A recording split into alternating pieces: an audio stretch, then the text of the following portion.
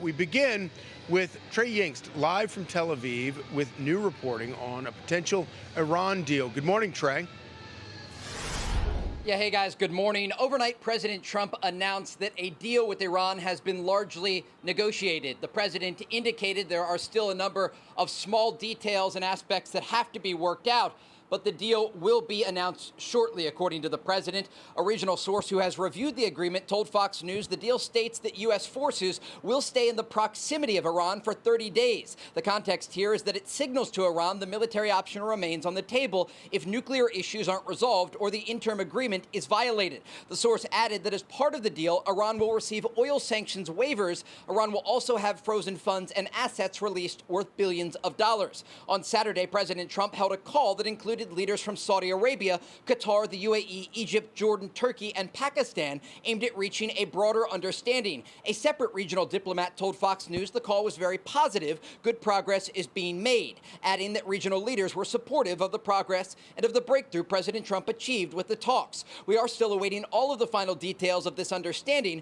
but President Trump said the Strait of Hormuz will be opened. Shortly after, Iranian state media pushed back on that aspect of his Truth Social post, saying despite some Western media reports claiming a return of the Strait situation to pre-war conditions, what is included in the possible understanding is not a full return to the previous status, but rather the restoration of the transiting vessels to pre-war levels within 30 days. Secretary of State Marco Rubio said this today about the negotiations.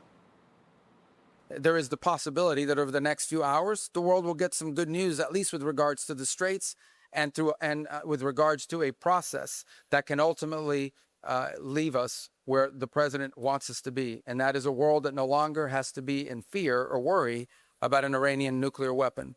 And so I do think there's some good news on that front, but not final news on that front. Reports do indicate this current draft includes Iranian commitments related to the country's nuclear program that will be discussed in the weeks ahead. Guys? So Trey, go ahead. So, Trey, obviously one of the major sticking points of this deal is what happens to that nuclear material that remains in Iran today. What are the viable options for what happens to that?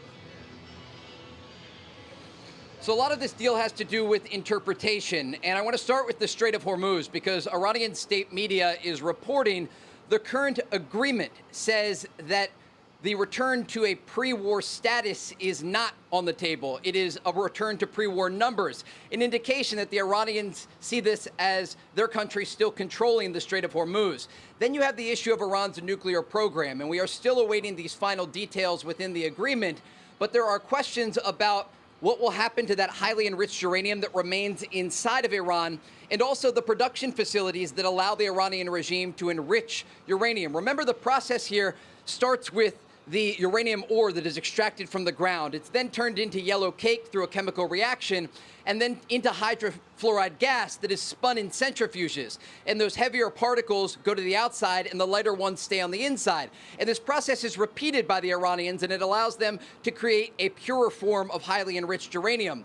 The deal, we do not know what it states about the lower levels of that enriched uranium. Remember, in terms of a civilian nuclear program, you're looking at just a few percentage points of highly enriched uranium.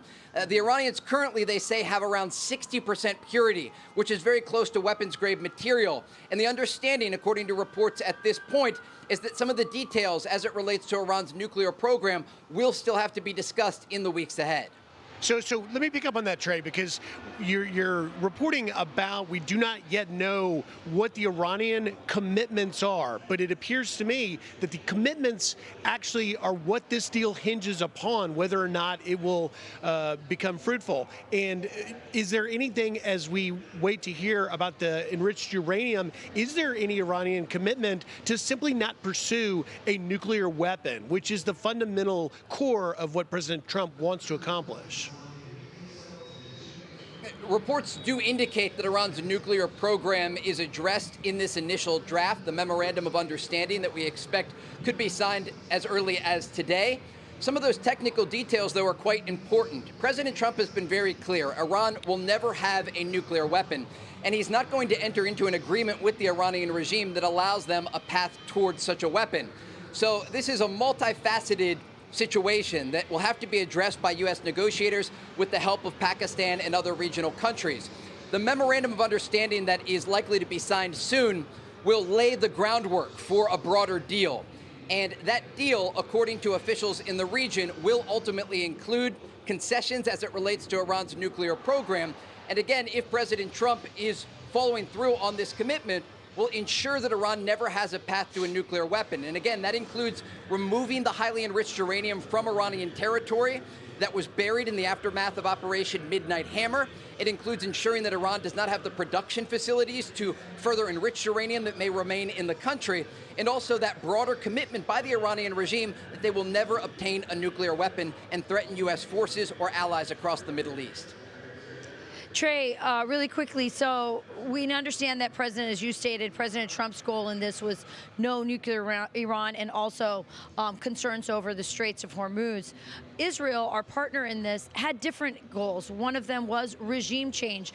The Jerusalem Post reporting that Netanyahu was sidelined during these peace deals because of that difference in some of their goals. The New York Times reporting once Trump's co-pilot against Iran, Netanyahu now a mere passenger. Can you talk to us about the role of Israel in this deal? Were they sidelined? And also President Trump talked about different people in his own orbit, some wanting a peace deal, others not. We've heard Pompeo, Lindsey Graham, Ted Cruz, expressing a lot of concern about a potential deal, and others in the White House saying that this is a good thing. Just kind of break that down for us about where all this, where all the politics are around the deal.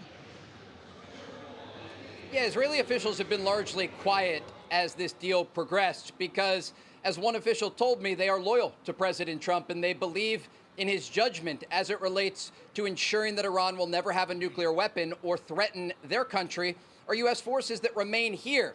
One Israeli political source speaking to Fox News today said the United States is updating Israel on the negotiations over a memorandum of understanding for reopening the Strait of Hormuz.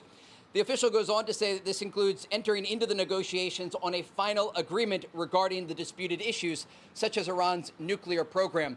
You know, one official actually pointed out that last month, President Trump posted on Truth Social the song My Way by Frank Sinatra. And they noted that President Trump is going to do this his way because he has the interests of the American people in mind.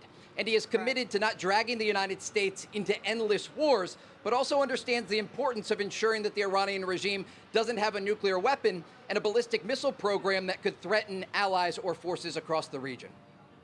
All right. Thank you, Trey. Live in Tel Aviv. Thank you, Trey. Be sure to like and subscribe for all the Fox News latest on YouTube and catch full shows streaming now on Fox One.